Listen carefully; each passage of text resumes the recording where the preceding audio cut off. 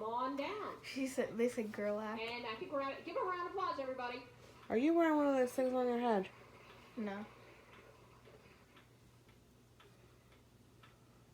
I don't even see you. Where are you at?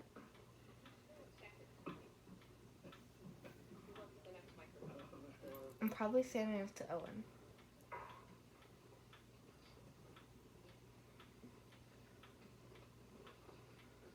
Oh, I'm in the back. See a striped shirt right there? You can kind of see me. Oh, yes. When everybody flips something, don't be like, oh, you did something wrong. It's all your fault. I wasn't supposed to. Oh, okay.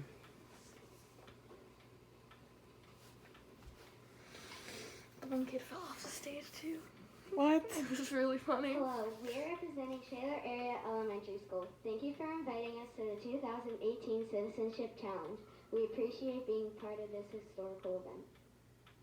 Over 2 centuries ago, our forefathers were determined to create a just society and the one that included natural freedom for our country's citizens.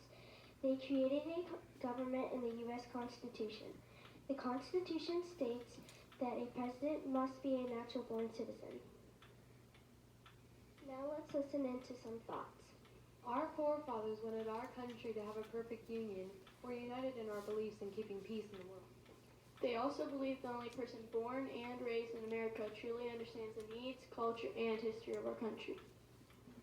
Even if a person is born in another country, they cannot fully understand our struggles to become a free nation. Is that Owen?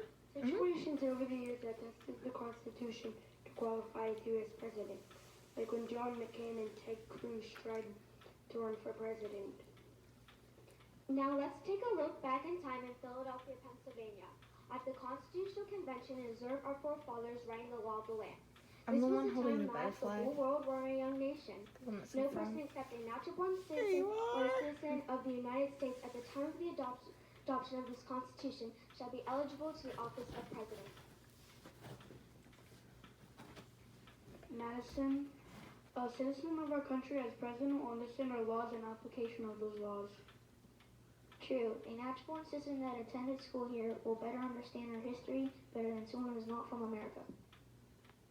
Mr. Washington, I'm giving you this letter which says that it would not be wise to admit forefathers into the government position, and it would be more wise to have a natural-born citizen as Commander-in-Chief of the American Army. Thank you, John Jay, for the hints contained in your letter. As Commander-in-Chief of the military, I am concerned with the person's loyalty to our country in terms of national security. The Constitution is the law of the land.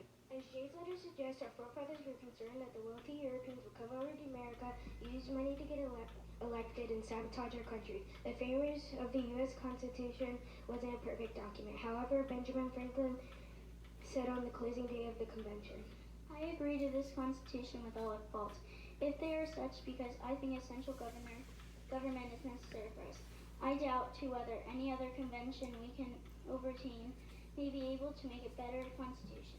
Let's listen to the importance of respecting our forefathers' wisdom back then to protect our nation's security for the future and the power of law.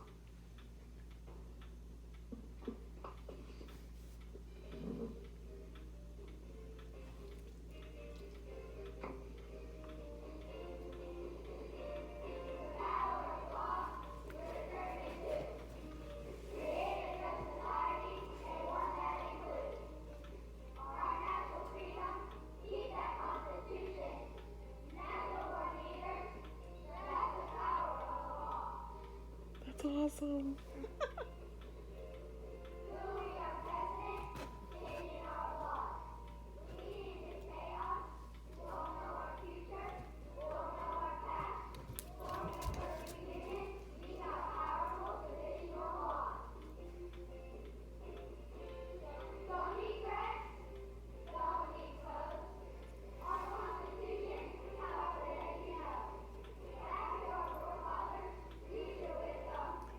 He's the kid who fell off the stage.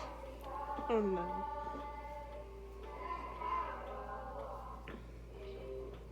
So do you understand why we included the clause in the Constitution to to protect the safety of our nation and our citizens. Thank you for letting us come and do it. He thought he was supposed to say something.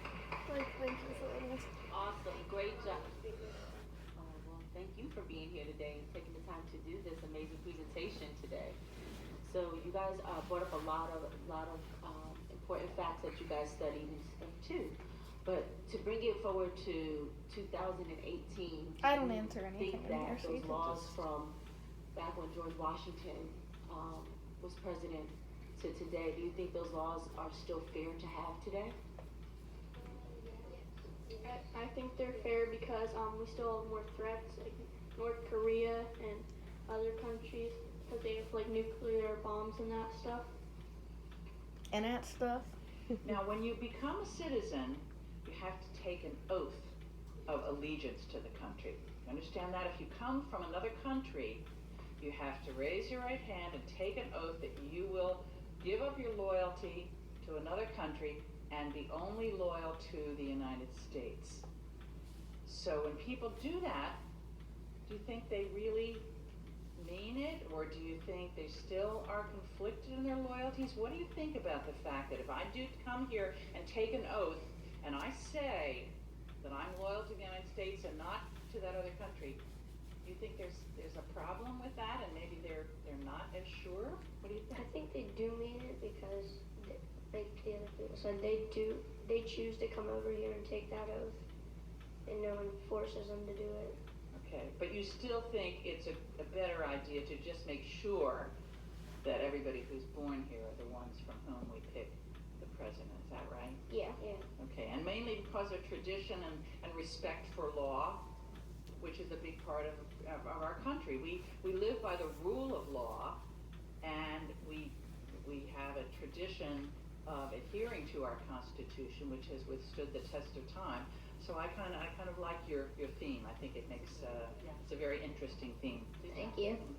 But I assume you were here when your audience addressed the question to the folks from the students from the Lady of Blessed Sacrament. What about their argument that if a naturalized citizen can die for the country fighting in Afghanistan, how can we ask our naturalized citizens to die for the country and say that they don't have the same rights as all of us? Anybody want to take that tough question?